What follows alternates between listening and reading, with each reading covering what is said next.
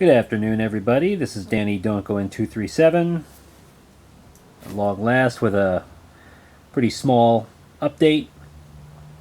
These are all things that I got at the Barnes & Noble 50% off Criterion sale. And things have been crazy busy, just like they are for everybody. It doesn't seem like there's enough hours in the day for me to get a video made. I gotta wait until I'm either alone in the house or until my wife and daughter are off doing something else or have gone to bed, and obviously by then I'm exhausted, or just is not something that happens very often. So I don't get a whole lot of time to myself. So when I get it, I have to pick something to do.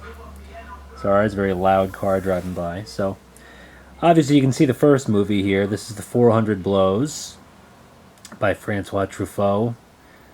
This was his first feature film. I think this is a fantastic movie. I absolutely loved it. I watched it on Hulu Plus maybe about a year ago, and I've wanted to get it on Blu-ray ever since. And I've been very, very frugal in my Blu-ray and DVD buying over the last year or so, just trying to save money, trying to be more responsible. Not always the easiest thing in the world to do, but I've kind of forced myself. So this is this is a really great movie. I really love this movie. Great coming of age story. It's a true coming of age story. I have not watched the Blu-ray yet. In fact, I haven't watched any of these yet. But I plan to soon. The weird thing about this one is that it doesn't come in the usual Criterion thing. If you look, you can see it comes in like a slip case in a digibook, which is unusual. I didn't know that any Criterions put out any digibooks, but they do, and this is one of them. There's a booklet. There's the disc, and the booklet's very interesting. It's got a real cool essay in it. So I don't know what made the Criterion decide to do this. I believe The Last Metro is also a digibook, but it's kind of cool to change it up a little bit. And then next one I got is Medium Cool. I'm fascinated by found footage movies and mock documentary movies and documentaries as well. I'm a big fan of the Blair Witch Project. I was a big fan of Paranormal Activity, and even Waiting for Guffman and Christopher Guest's movies I really like. But this one is obviously a much more serious movie. I've only seen this movie once. I saw this movie once while I was in high school, and I remember thinking it was incredibly... It was like exhilarating and disturbing. I think that this was I think this is an extremely important movie, and it's a very angry movie. And I also think that this is a very relevant movie, especially for the political climate today, where people are so separated. It's like we're enemies in our own country. There's people, people on the left and the right just hate each other's guts right now. And instead of just accepting the fact that we want to do things differently and we have different ideas and trying to come to compromises, everybody wants to do everything their own way and doesn't want to compromise, and just hurls and slings insults at each other and calls each other traitors and calls each other communists and calls each other, all kinds of extremely negative terminology that they don't even understand. They don't even know what any of these words mean. But Medium Cool is, it's a time capsule into an extremely violent and unfortunate period in U.S. history, which hopefully doesn't repeat itself with the way things are right now. So as always. Really cool disc art, very minimalist, but that's appropriate. There's Robert Forster. Turns in a great performance in this movie. Again, I haven't seen this movie since I was 17 years old, so. But I just remember thinking it was amazing. So looking forward to watching this again. Definitely one to own.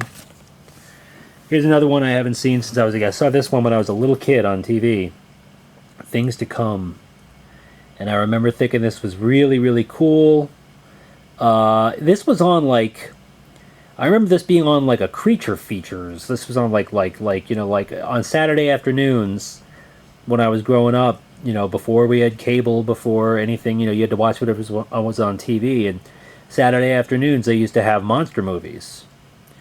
And, so that's where I saw The Wolfman and Frankenstein and It, the Terror from Beyond Space and Invasion of the Body Snatchers and all those great, classic horror and science fiction movies. And they showed this.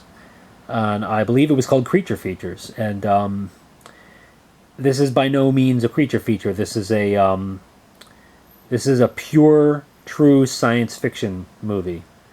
The thing that's really cool about this is that H.G. Wells actually was involved in the production. I just think that's almost surreal to me. It's just amazing.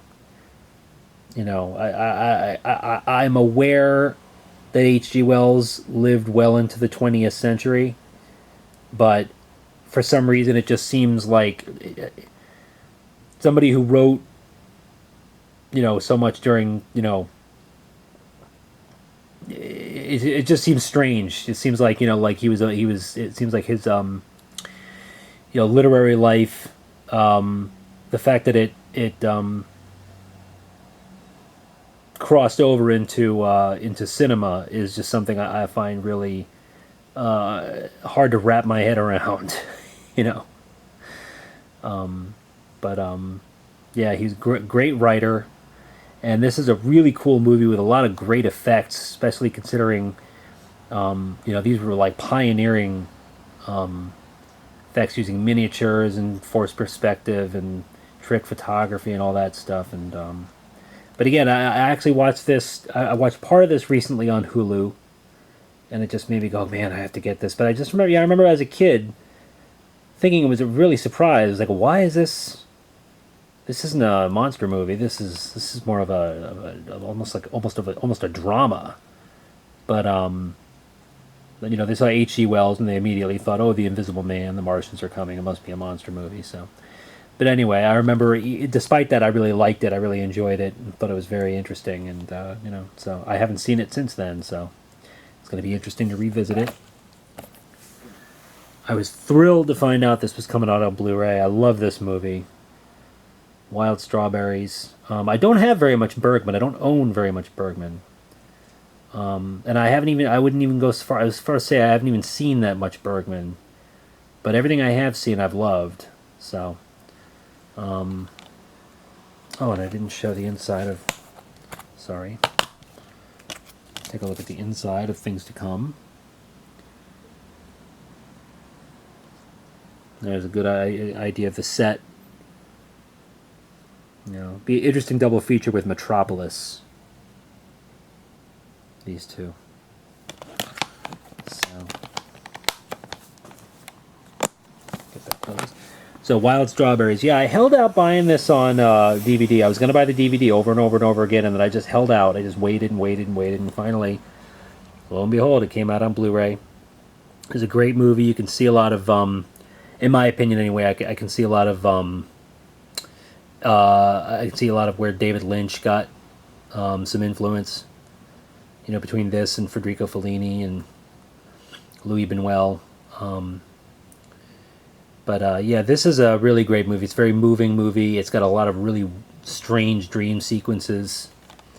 Haven't seen this in a while, but I remember thinking this was a beautiful, really touching movie. This old man looking back on his life. Thing with Ingmar Bergman, the movies that I've seen, they're all pretty simple at their core, but You know, it's just the way he shoots them that's just beautiful. And I forget his name. He's actually a filmmaker. The lead actor in this movie is actually a Swedish director. What was his name? Yes, Victor Sjöström. Sjöström. Sorry to any Swedish viewers who are watching this who just heard me tear that apart. I love this artwork on the disc. And it's really, really cool. And just looking at it, you just think, oh, Bergman, yeah. You know, shadows. Okay, next we have a movie to give Salo a run for its money. Sweet movie. This is by Dusan Makavejev. Sorry. We'll have to find out how to pronounce his name at some point. I have the Eclipse set of the 3 films by him. The Man Is Not a Bird, Love Story, I'm sorry, Love Affair, and I can't remember the name of the third one. But yeah, I really liked all those. I thought those were all great. And this is an insane movie. Absolutely berserk. Just a demented movie. That's got so much going on. I don't know that I quite understood it when I first saw it. And then I read somewhere that said that it was basically, his point is that he has certain messages he wants to get across, and he sort of buries them inside this, just what you call sensory overload. He just pummels you with outrageous, disgusting, bizarre imagery and dialogue and stuff. Just this movie's just full of just insane stuff. But mixed in with that insane stuff are the points he wants to make, and those points and those themes end up sort of getting programmed into your brain without you even realizing it, because you're too busy gagging and bugging your eyes out of the screen like, what the hell? What's going on? And you don't even realize when you take away from it, you take away a lot. I have to watch this again because I'm not going to lie to you. I don't know that I quite got what his point was, but this is a movie that definitely needs to be viewed more than once. And I know that there's some nudity on the inside thing here, but I don't think it's... Oh, no, that's the inside of it. Yeah.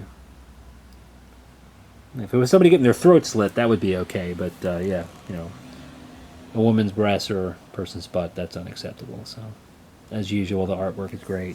This is another one. I mean, I bought the Salo DVD set. And you know, Salo came out on Blu-ray. I have no intention of buying the Blu-ray. I have no intention of buying this on Blu-ray. I really don't need to see these things in high def. And that was it. My initial purchase were these 5 movies. That was going to be it. But then I got a coupon in my email from Barnes & Noble for an additional 20%, and I ran back and I got this. So I got this, you know, normally $40 item for about $15. So this is a crazy movie. When I first saw this movie, I actually didn't really like it a whole lot. Not because I honestly didn't like it. I didn't appreciate it very much. I thought, oh gosh, this is like Evil Dead. This is like, you know, this is like the Evil Dead. This is like, you know, the William Catt movie house. This is like Beetlejuice. This is like, I just kept on thinking of all these other horror movies I had seen that were like this one. And since I'd seen all of them before, this one didn't, you know, hit me quite as powerfully. But then, you know, it occurred to me that this movie came out, you know, a good 5 years before any of those other ones were even made. So this is a true original. I think that just apparently this movie is based upon stories written by the director's daughter. She just came up with a bunch of weird ideas, and he turned them into a horror comedy. And this movie is just full of insane, bizarre imagery. You know, it's not just a haunted house movie. It's just it's crazy. I really, really like it. This beautiful woman on the cover of the booklet. This is another movie. I've only seen this once, but obviously I felt I needed to own it, so I now do. So that's it. That's my Criterion haul for the Barnes & Noble sale. I think I did pretty well. These are all, you know, I don't buy movies. And now my wife and daughter have just come walking into the door, and so I'm going to wrap this up. I'm sure my daughter doesn't mind being on video, but I know my wife doesn't want to be, so I'll talk to everybody later on. Bye.